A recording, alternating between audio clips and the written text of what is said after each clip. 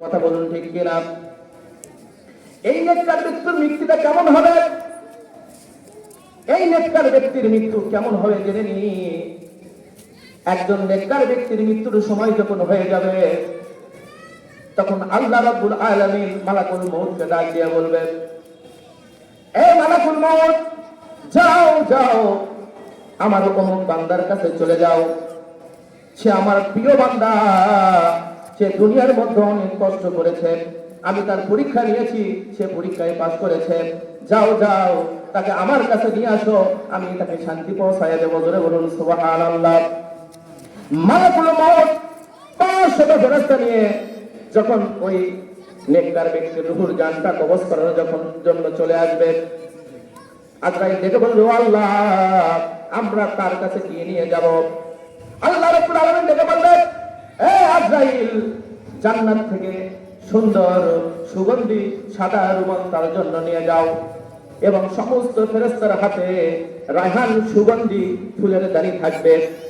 এই ফুলদানিতে 12 প্রকারের ফুল থাকবে, প্রত্যেক ফুলের আলাদা আলাদা ঘ্রাণ থাকবে। ধরে বলুন সুবহানাল্লাহ।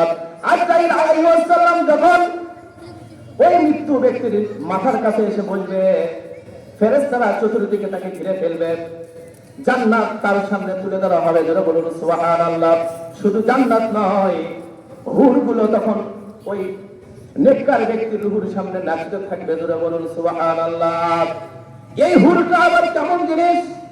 এই হুর সম্পর্কে আমার নবীজি বলেছেন, ও সাহাবীরা শুনে রাখো, এই হুরটা কেমন হবে জানোনি?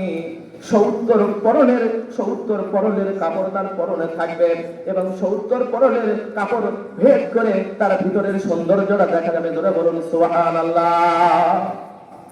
শুধু তাই নয়, আমার নবী বলেছেন, ওই জান্নাতি হুর যদি তার আঙ্গুল কেটে 1 ফোঁটা রক্ত জমিনের মধ্যে ছেড়ে দেয়, তাহলে ওই রক্তের সুগন্ধে এই দুনিয়ার সমস্ত যুবকগণ ওই রক্তের সুগন্ধে পাগল হয়ে শুধু সেই দিকে দৌড়াতে থাকবে। ধরে বলুন সুবহানাল্লাহ।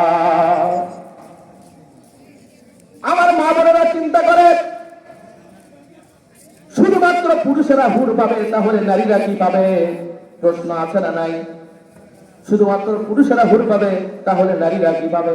প্রশ্ন আছে। শুধু পুরুষেরাই হুর পাবে, তাহলে নারীদের কি হবে? অপদ্মের আলাদের মা ওপরে রাখো, আপনাদের জন্য কোনো চিন্তা নাই।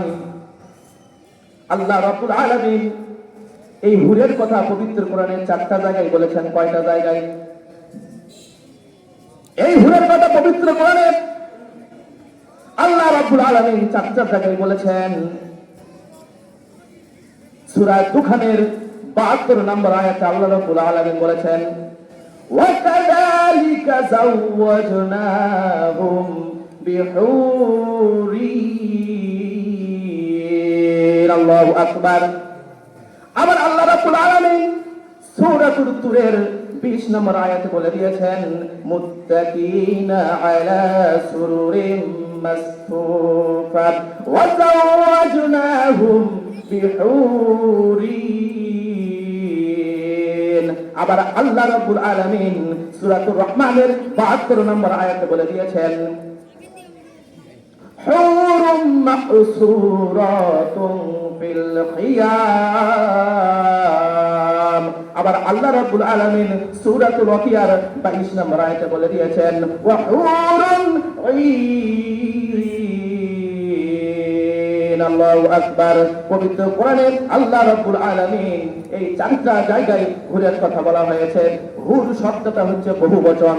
হুর শব্দটা হচ্ছে বহুবচন, এর এক বচন হচ্ছে হাওর, যা পুরুষের জন্য প্রযোজ্য, নারীদের জন্য প্রযোজ্য। ধরে বলুন সুবহানাল্লাহ। এই হুর শব্দের বহুবচন, এর এক বচন হচ্ছে হাওর। এই হাওর নারীদের জন্য প্রযোজ্য, আবার পুরুষদের জন্য প্রযোজ্য।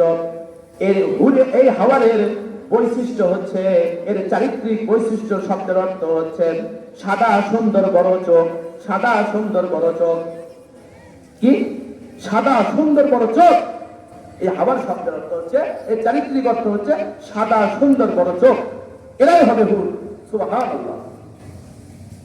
অপরদিকে আল্লাহ রাব্বুল আলামিন সূরাতুল বাকারার মধ্যে বলে দিয়েছেন, ওয়া আজওয়াজুম মুতহার। এই মুতহার শব্দের অর্থ হচ্ছে সঙ্গী বা সাথী। এই মুতহার শব্দের অর্থ হচ্ছে সঙ্গী বা সাথী, অর্থাৎ হুর শব্দের অর্থ হচ্ছে সঙ্গী বা সাথী, অর্থাৎ সুন্দর সাদা বড় চোখ, যা নারীদের জন্য প্রযোজ্য, আবার পুরুষদের জন্য প্রযোজ্য, যার কোনো লিঙ্গ নাই, এটা পুরুষও হতে পারে অথবা নারীও হতে পারে।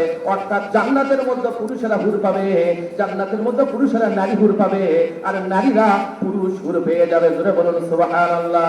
এই জায়গায় আরেকটা অপশন আছে, কোন মা বোন, কোন জান্নাতি নারী যদি আল্লাহ রাব্বুল আলামিনের কাছে ফরিয়াদ করে, ও আল্লাহ, আমি জান্নাতের মধ্যে ওই যুবককে চাই যার সাথে আমি দুনিয়ায় সারাটা জীবন কাটিয়েছিলাম, ওই দুনিয়ার সাথীকে আমার জান্নাতের মধ্যে আমার সাথে তুমি দিয়ে দাও।